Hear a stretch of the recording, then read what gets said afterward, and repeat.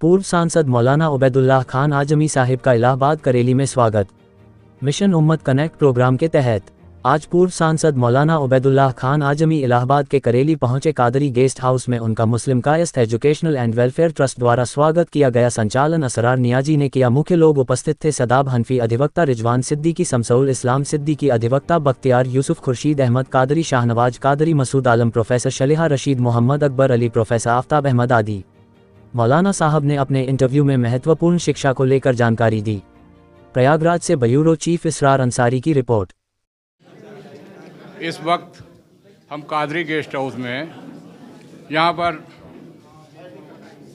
हिंदुस्तान के जाने माने पूर्व संसद मौजूद हैं, मौलाना उबैदुल्लाह आज़मी साहब। इन्होंने उम्मत कंटेक्ट प्रोग्राम का जो आयोजन किया है, यहाँ पर इलाहाबाद से इसकी शुरुआत हुई है। सर, आपने बहुत अच्छा प्रोग्राम रख दिया है, बहुत अच्छी बात है। तालीम ज़रूरी है, शिक्षा ज़रूरी है, होना भी चाहिए।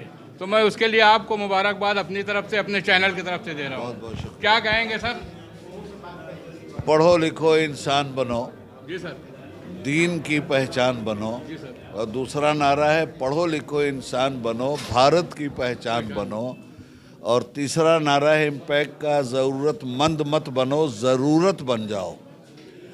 इस सिलसिले में दो चीज़ें हैं, या तो आदमी अगर कम पढ़ा लिखा है, हुनर नहीं है और तालीम भी नहीं, तो ऐसा इंसान साहब रोज़गार ITI के ज़रिए बने। और पढ़ा लिखा आदमी है तो ऐसा इंसान खुद राह बना लेगा बहता हुआ पानी। हमने उस सिलसिले में इंजीनियरिंग के कोर्स को भी लिया है, ITI के भी सारे कोर्स को। जनता को बताइए, इसलिए कि पूरा देश देखेगा। हाँ, ITI के कोर्स को भी हमने लिया है, कुछ भी बाकी नहीं है। कॉलेज में हर तरह के सारी तालीम के शोबे मौजूद हैं, और जिस शोबे में भी जिस बच्चे को एडमिशन चाहिए, हमारी खिदमत हाजिर हैं। जिस तरीके से आपने बताया, नागपुर में बहुत बड़ी जगह लिया है, बहुत अच्छी बात है। एक पूरा कॉलेज ही ले लिया है। उस कॉलेज में पहले से तालीम इस तरह हो रही है, B फार्मा, C फार्मा, कोई फार्मा ऐसा नहीं है जो वहाँ मौजूद ना हो।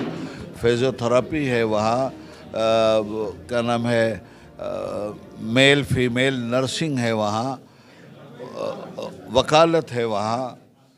इन तमाम तर चीज़ों की तालीम वहाँ मौजूद है।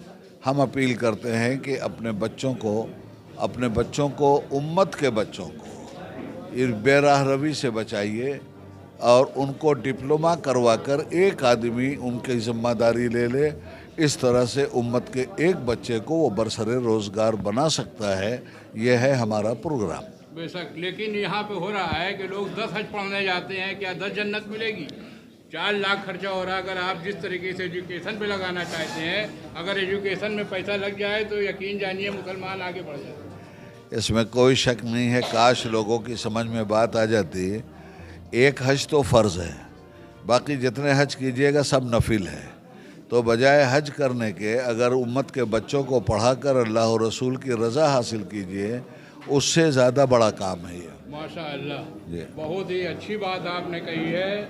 आप लोग देखें, एक हज ज़रूरी है। अगर आप 10 हज पढ़ रहे हैं तो आपको जो है 10 जो है जन्नत नहीं मिलेगी। नहीं, ऐसा मत बोलिए कि जन्नत नहीं मिलेगी। ये जन्नत एक ही मिलेगी। क्या कहेंगे? नहीं, आप बोलिए, हमारे समझ में आ रहा है, क्योंकि हमने भी हज पढ़ा है। ऐसा नहीं, ऐसा नहीं है। जन्नत हज करके भी मिलेगी, और हज फ़र्ज़ नहीं है तो अल्लाह के फजल से उसको भी जन्नत मिलेगी। मसला जन्नत का नहीं है, मसला है उम्मत की खिदमत का, और उम्मत की खिदमत में जन्नत पोशीदा है। तो सबसे बड़ी बात यह है कि एक हज तो फ़र्ज़ है, एक हज फ़र्ज़ है, मगर उसके बाद अगर आप कह रहे हैं कि 10-10 हज लोग कर रहे हैं तो वो नफिल हज है, वो फ़र्ज़ हज नहीं है। पैसा की बर्बादी तो है। नहीं, बर्बादी भी मत कहिए, ऐसे ना बोलिए। वो नफिल ही हज है, मगर उससे बड़ा काम उम्मत के बच्चों को पढ़ा लिखा कर इनकी जहालत को दूर करके मुसलमानों में सालेहियत पैदा करना है। बस।